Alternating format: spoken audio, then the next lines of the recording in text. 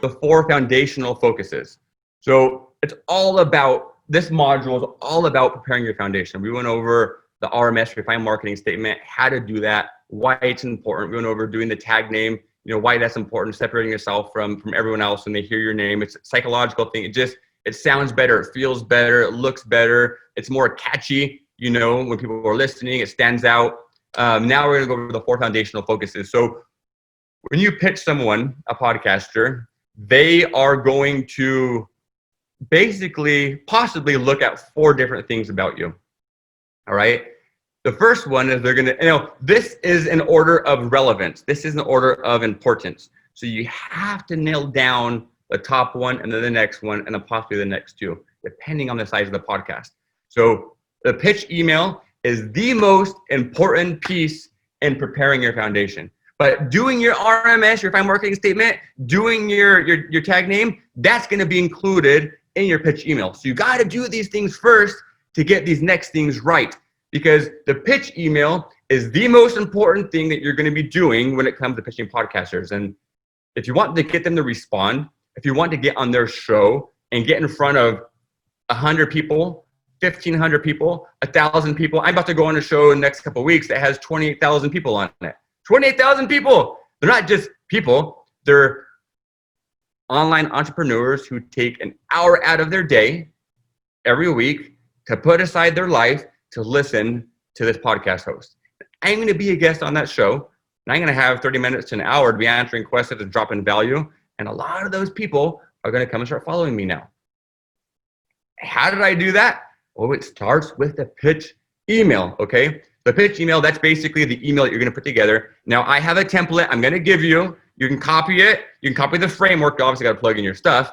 So you have to get the pitch email right. Now, depending on the size of the podcast, if it's a brand new podcast, just say they have 50 people, their listenership is only 50 people, you still want to get on that, okay? Because like I said, how many people does it take to buy from you for you to earn money?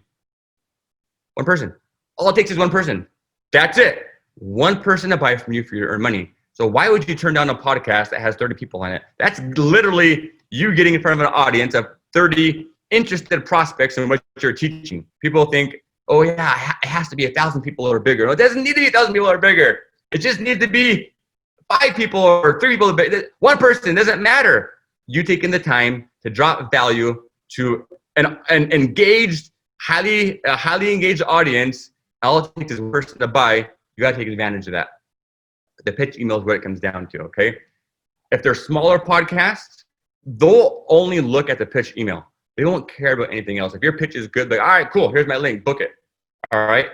If you can put your pitch so well, they're not gonna look at your one sheet, they're not gonna look at your website, they're not gonna look at your social media, and you can get on their show. You can actually get booked on podcast the next 90 days just with the pitch email with nothing else. You can, all right? But if you want to start expanding and doing this right, to get on smaller ones, medium-sized, bigger ones, to start going after all of them, which you should, okay, then you got to do everything here. The next one is a one sheet.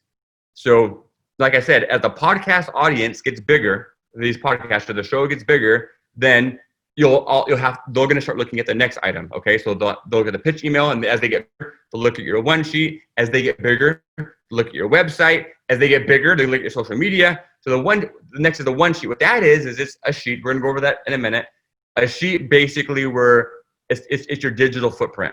It's not your resume. It's everything about you, how you look, because you have an image on there. How you look, what you do, everything about you that fits their podcast, literally in one sheet on one page. And you're going to end up including that in your pitch email. Then your website, all right? You got to have, if they're a bigger podcast, then they're probably going to go to your website. They're going to see, who is Ryan? Ryan is who he says he is. His pitch email is amazing. His one sheet looks really good. It's appealing. Let me go to his website and actually see that he is who he says he is. Now, you can still get on podcasts without a website. Like I said, there's a million podcasts worldwide. A million. As of doing this, well, there's a debate. People say 850,000. People say a million. There's between 850,000 to a million podcasts worldwide. Now, all of those podcasts aren't going to look at your website, all right? So there's plenty and tons of podcasts who don't care if you even have a website or not. They just want experts to come on their show and deliver value. So they're not going to go, they're busy, not going to go look at your website. As long as your pitch is good, your pitch email is good, your one sheet looks good, cool, you can get on our show. But if you want to keep going after the bigger ones, the medium-sized ones, you got to do everything. Okay, you have to have a website. Website has to look good. Now, I mean, has a website look good? I mean, it has to just look professional. If you don't have a website, don't let that hold you back. Still move forward. If you do have a website, then you got to put the website link inside of your pitch email. Okay, it needs to be there because, like I said, the larger podcasters are going to want to click that link and actually go check out your website. Then your social media. Your social media. If you go on a podcast where they have lots of people, they're going to want lots of them. It's not required, but some of them may want you to have a large audience. They have a large audience. They might want you to have a large audience too. That's just how it works. And that's not everyone. That's just some people. So when I say large audience, I mean, you may have to have 10,000, 15,000, 20,000, 100,000, a million. It really just depends. If you don't have a large social media following, that's still okay. I don't have a large social media following. I don't. I don't have this massive social media following. I've never taken the time to really do it. I use Facebook more for personal stuff. I post pictures of my family, my kids, and me, and my wife. I use Instagram for working out and different things, but I don't really use it too much for work. So I don't have this massive social media following, which I should probably get better at. But I was still able to book these highly relevant podcasts worldwide on a radio show worldwide because not everyone looks for that. And you can still be successful without a social media presence. You can still be successful at this without a website. You can still be successful at this without a one sheet. You can. I'm teaching you how to do your foundation right so you can have no limits on the podcast that you go after in that order. You guys have any questions on this segment?